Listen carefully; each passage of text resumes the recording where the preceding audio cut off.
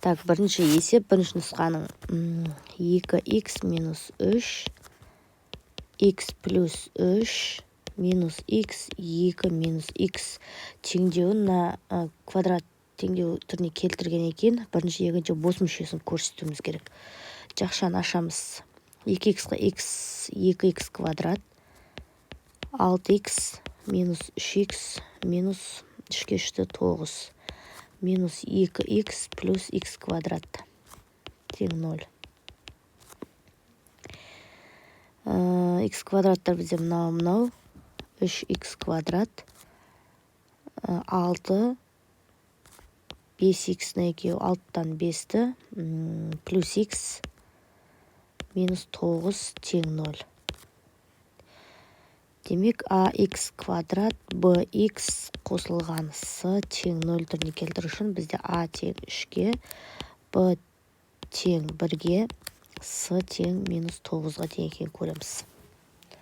Екінші есеп, төменде теңдеулердің қайсысы келтірілген квадрат теңдеу. Бізде келтірілген квадрат теңдеу s болып тұр. b есебінде берілген түбірлер бойынша квадрат теңдеу құрастырыңыз дейді.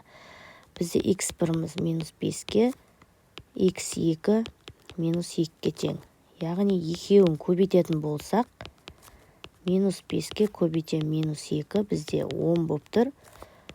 Екеуін қосатын болсақ, минус 5-ге қосам минус 2 тең минус 7.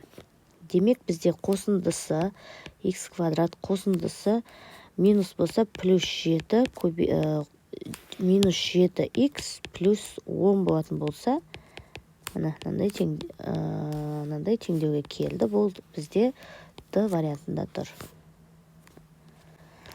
Үшінші, 4х квадрат минус 8х қосылған s тең квадрат түбірлері берілген. С параметрін қандай мәнде теңдеу өзара тең 2 түбірі бар дейді. Үшінші есебе бізде 4х квадрат минус 8х қосылған s тең 0. Дискриминанты минус 8-дің квадраты минус 4 көбейту s. Яғни 64 азайтылған 16s.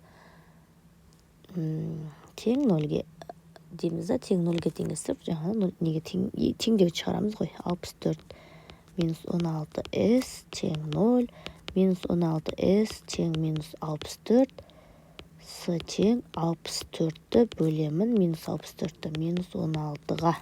S тең бізде 4. Сонда 4х квадрат минус 8х қосылған 4 болған жағдайда 4-ке қысқарып терсек, х квадрат минус 2х плюс 2 1 тең 0. Яғни дискриминант бізде 4 азайтылған 4 болады, тең 0. Бір ғана түбір болады.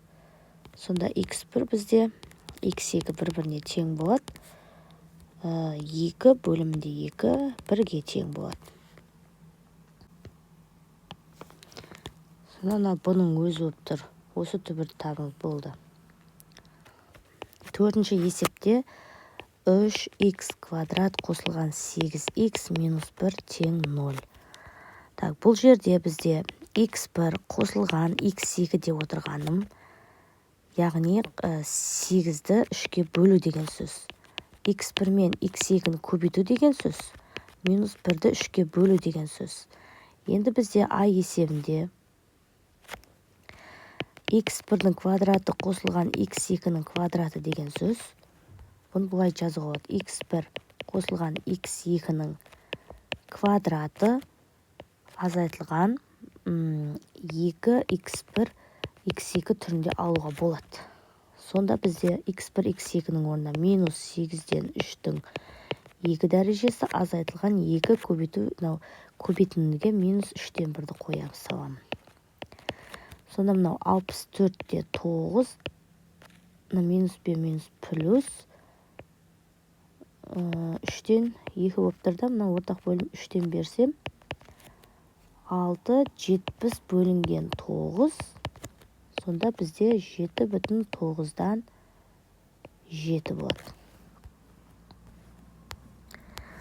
Енді b есебі бойынша мынаяққа жазайын. x1 x квадрат 3 дәрежелі қосылған x2 x1 3 дегенді келесідей жазамыз. Бұл жерде x1 мен x2-ні жақшаның сыртына шығарып жіберемін. Сонда бізде жақшаның ішінде x2-ден 2 қалады. x2 шығып кетсе, x1-ден 2 қалады деген сөз. Мұны орнына апарып қоям. Сонда бізде жай көбейтіндісі минус 3-тен 1 болады да, ал мұна көбейтіндісі жаңағы бізде 70-те 9 шығады. Сонда минус 70, мынау 27 деген сан шығады. Немесе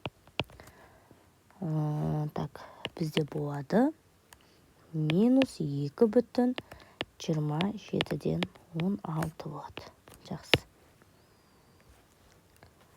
Бесінші квадрат 3 мүшелігі үшін толық квадраттаймыз деді. X квадрат минус 6x қосылған 8. Яғни бұны жазу үшін не істейміз? Мынау бізде 2, мынау 3 деген сөз. Сонда бізде бұлай жазсам болады. X квадрат минус 6x. Мына жерге 3-тің квадрат 9 болу керек қой. 9 болу керек. Одан бірді азайтсақ бізде 8. Осылай өрнекте басақ болады. Сонда мынау x минус 3-тің квадраты азайтылған 1.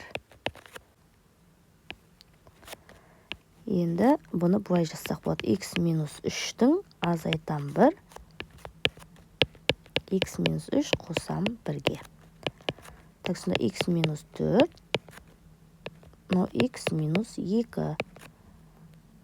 Көбіштерге жүктеуіміз керек болып тұрса, мұны осылай да жазуға тең. Сонда x минус 4 тең 0, x тең 4-ке, x минус 2 тең 0, x тең 2-ге. Алтыншы теңдеуді шешіңіз деді. X квадрат минус 7 модульдің ішінде x қосылған 12 тең 0. Бетеміз. Айнымалы енгіземіз. X-қа t деп енгіземіз. Сонда мынау t квадрат минус 7 t плюс 12 тең 0.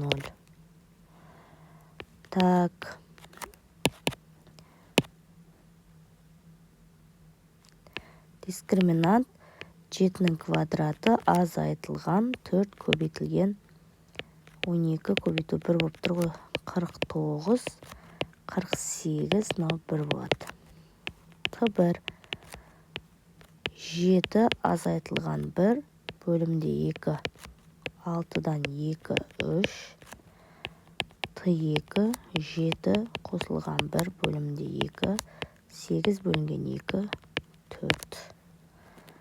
Сонда модульден 3 деп отырғаным x тең плюс минус 3.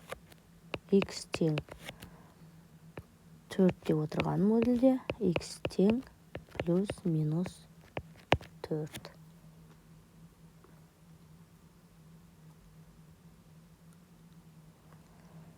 Сонда жауабы минус 4, минус 3, 3, 4 деген жауаптарды аламыз.